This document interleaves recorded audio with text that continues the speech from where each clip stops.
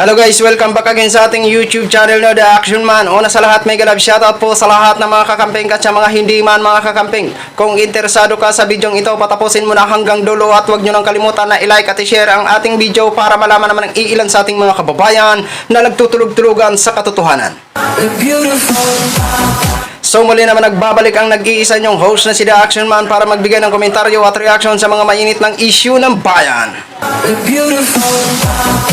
So ito ho mga ka-action ho, mga kakamping, may gusto lang ho ako na i-share sa inyo at magbigay lang po ako ng aking side dito about po ito sa naging pahayag ni Senador Robin Padilla about po ito sa martial law.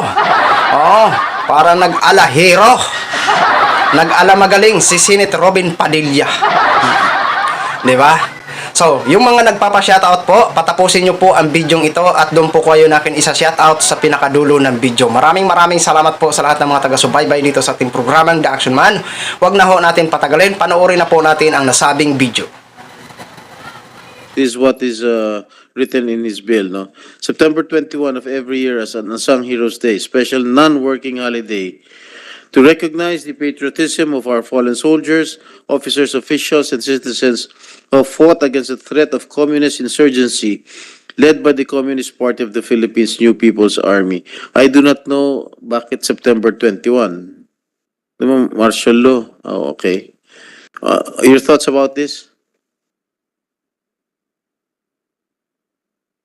Personally, sir, I would support that, sir, Why?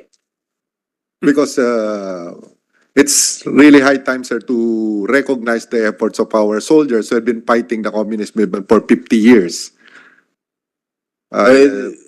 Siguro we can hear from the main author of this bill, yung Unsung Heroes Act. Yes, sir. Tinatanong ko si Senator Robin, kay Yusek Madriaga, why did you choose the date September 21? Is it because coincidence that was the declaration of martial law? Magandang tanghali po uli.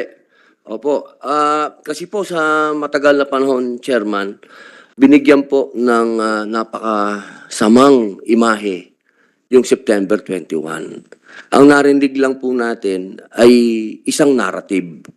Alam niyo po, Chairman, sa mundong ito, dalawa dapat ang narrative na naririnig natin. Kung narinig na po natin yung isang narrative, okay. Pero wag naman natin isuppress yung isang narrative. Yung isang narrative po ay itong martial law ay nakapagdulot din po ito ng pagliligtas sa ating bansa na tayo po ay maging communist country.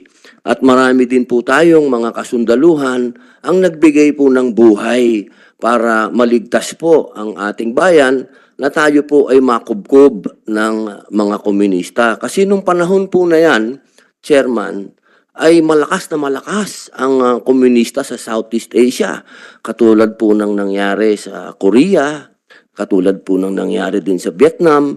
Kung natatandaan niyo po sa Indonesia, napakalakas din po ng komunista dyan.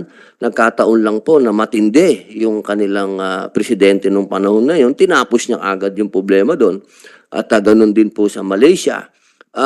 Kaya po itong pagtatag ng martial law, hindi naman po natin sinasabi na pinasisinungalingan natin yung sinasabi naman ng isang narrative. Oo, sige, nandyan yung narrative ninyo, pero may isang narrative. Huwag naman natin solohin lang. Kailangan kung kinikilala ninyo, yung mga bayani nyo dyan, meron din isang bayani dito. At dapat din natin silang kilalanin. Sapagkat kung hindi dahil sa kanila, hindi natin mai enjoy lahat ito. Ini-enjoy natin ang kalayaan na ito dahil sa sakripisyo ng mga sundalo na ito. At yun po ang katunayan yan, Chairman, palipat-lipat lang ako ng committee. May babasahin sana ako, English pa Sayang. Naiwan doon sa kabila kaya tinatranslate ko na lang sa Tagalog po, I-check Chairman. na lang natin sa records yan dito sa committee. Okay po, maraming salamat po, Chairman. Okay,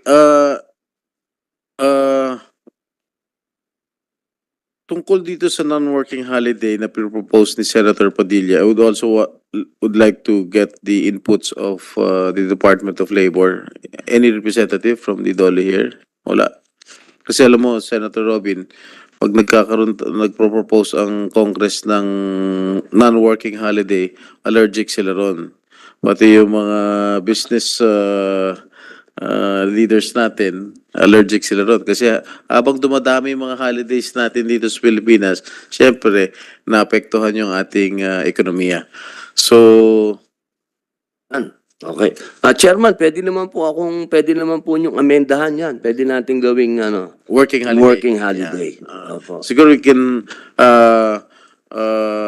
let the DOLE, inform the DOLE of their inputs with regard to the proposal of Senator Robin Padilla, together with the TFA and DND. Okay. So yun na ho mga ka-action, mga kakamping, no, napanood na po natin ang lahat ng mga statement o mga naging pahayag ni Senador Robin Padilla and then pahayag ni Jinggoy Estrada, Senador. Oh, yan, palakpakan ho natin, ayan. So sorry ho mga ka-action kung napapatawa po ako ha. Na may naalala lang ho. Oo. So mga ka-action, nabanggit ni Mr. Senador Robin Padilla nung martial law daw, malaking tulong, oo, na makontrol ang mga communist. Diba? Alam ho po, Mr. Senador Robin Padilla, hindi ko alam kung sino mas matanda sa atin. Siguro, matanda ka pala sa akin kasi bata pa ako. Robin Padilla ka na eh. Oo. Bata pa ako, pinapanood na kita, idol na idol kita. Oo. Idol na idol kita sa larangan ng pelikula ha. Pero pagdating sa Senado, hindi ho kita idol. Prangka po ako, direct to the point ho tayo. Kasi hindi pa ako kumbinsido sa pagtatrabaho mo dyan sa Senado.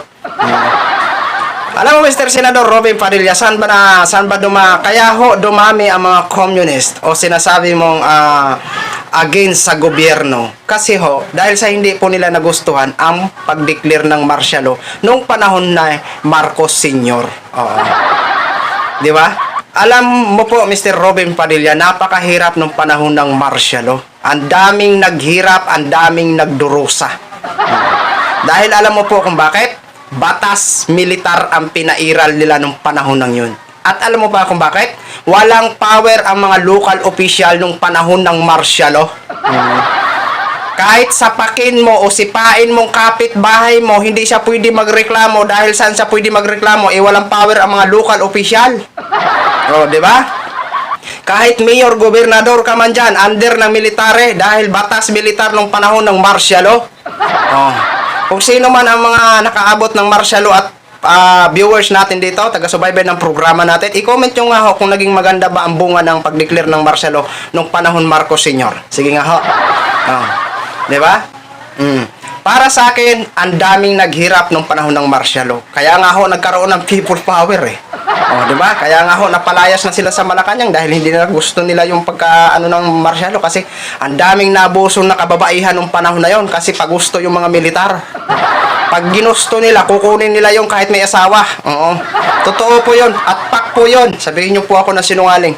Ganitong edad ko na 38, ang dami kong nakakausap ng mga matatanda. Yun ang mga kwento nila. Ang daming naabuso ng mga babae kahit may asawa nun. Oo, may asawa. Pag ginusto ng militar, kukunin nila yun.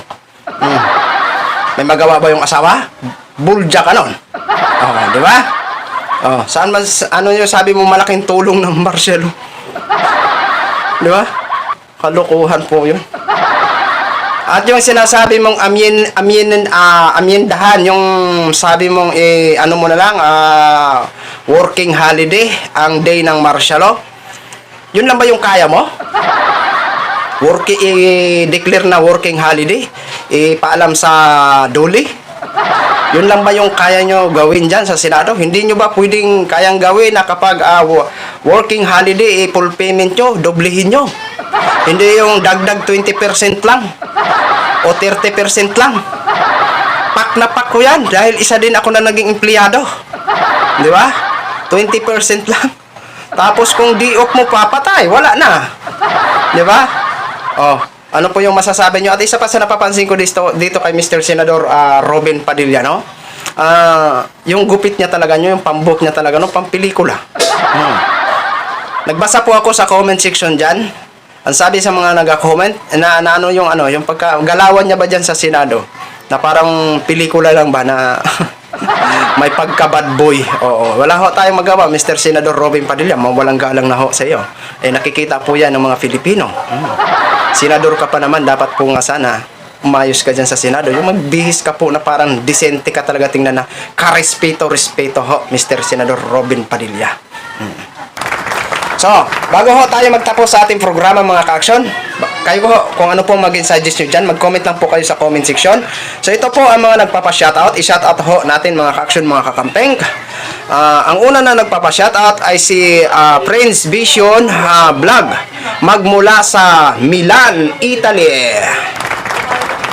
Pangalawang nagpapa-shoutout, Fernando Lara, magmula sa Pangasinan.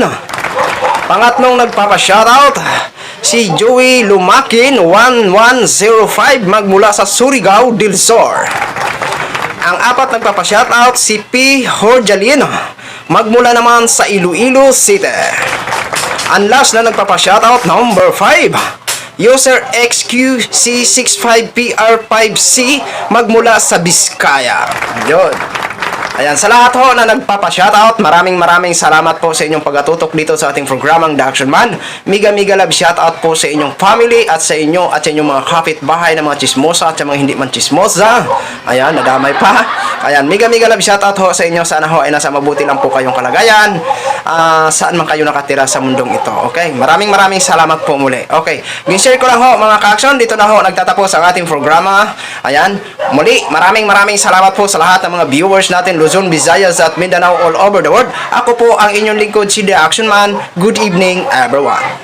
Beautiful.